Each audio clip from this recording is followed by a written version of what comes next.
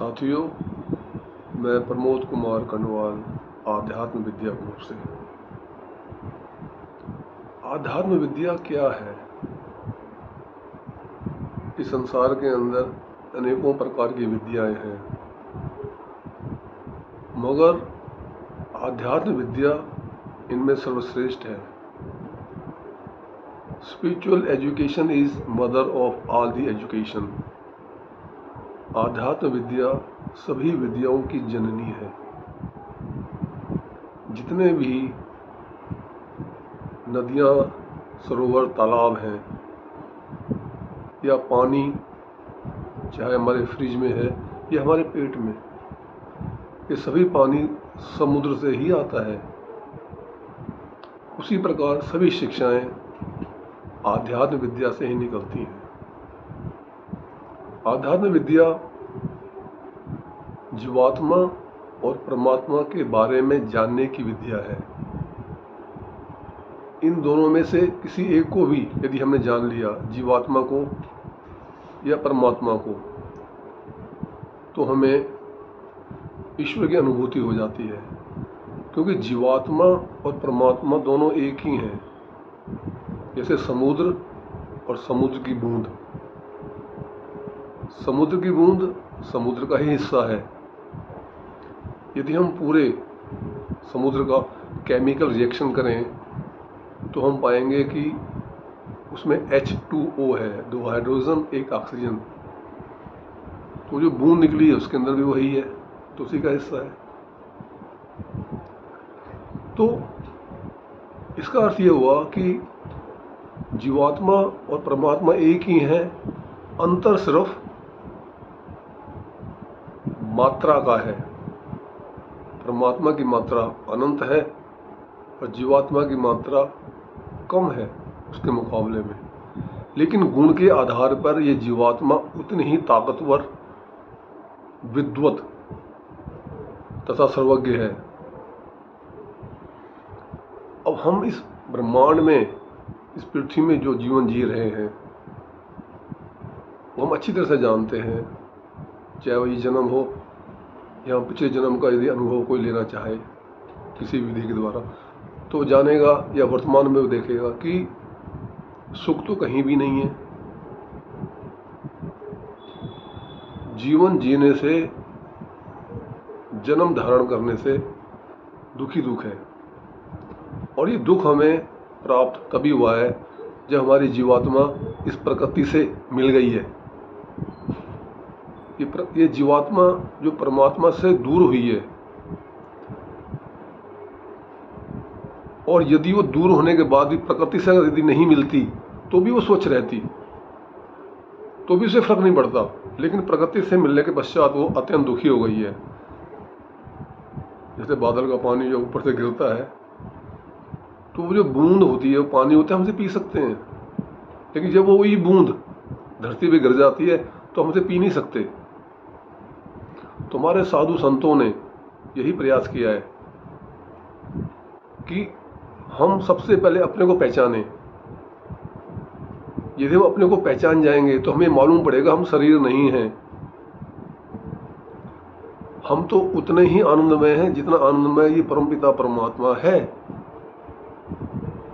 लेकिन प्रकृति के साथ संबंध स्थापित करने से हम दुख उठा रहे हैं। तो साधु संतों ने इसका कई प्रकार के उपाय बताए हैं, जिसके अंदर एक नाम जप और ध्यान की विद्या है।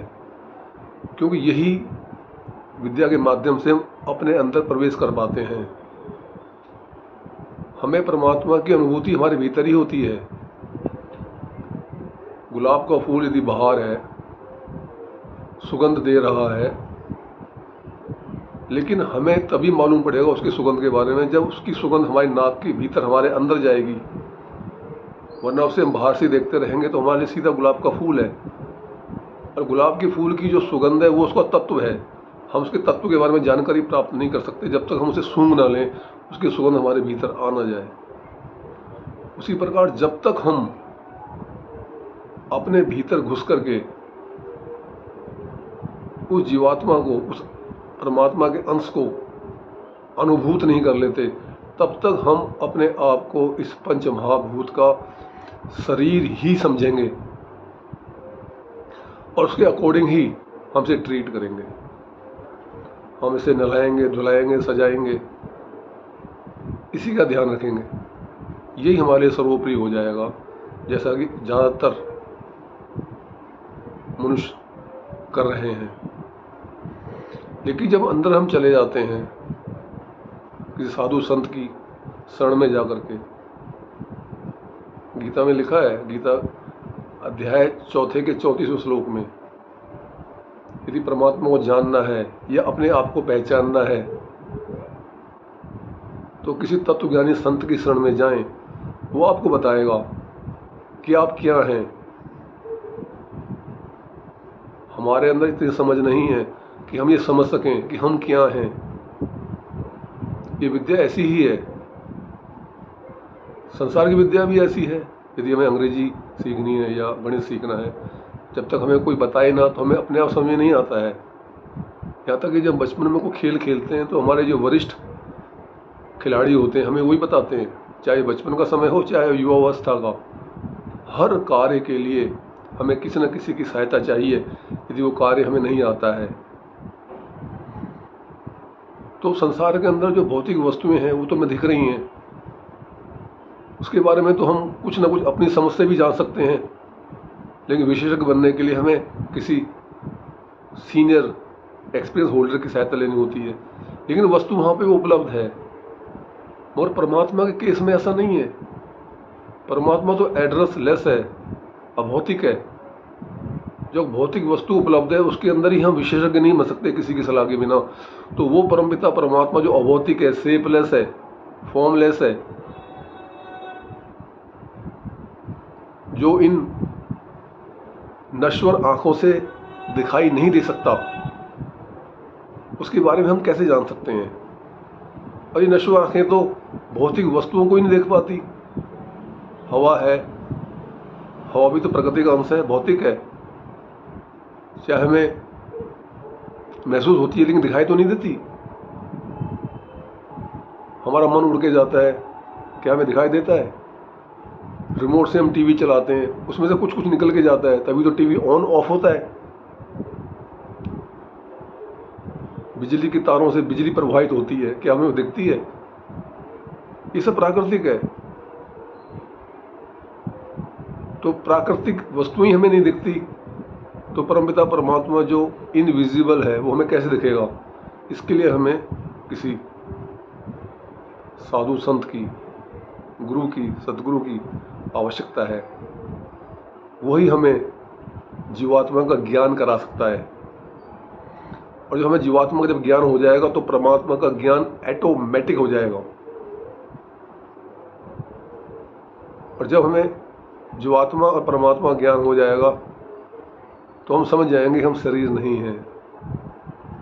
और जब ये समझ जाएंगे हम शरीर नहीं हैं तो सारी त्रिविध तप समाप्त हो जाएंगे और हम अपने असली घर जो परमपिता परमात्मा का है वहाँ पर आसानी से पहुँच जाएंगे। गुरुदेव सबका कल्याण करें।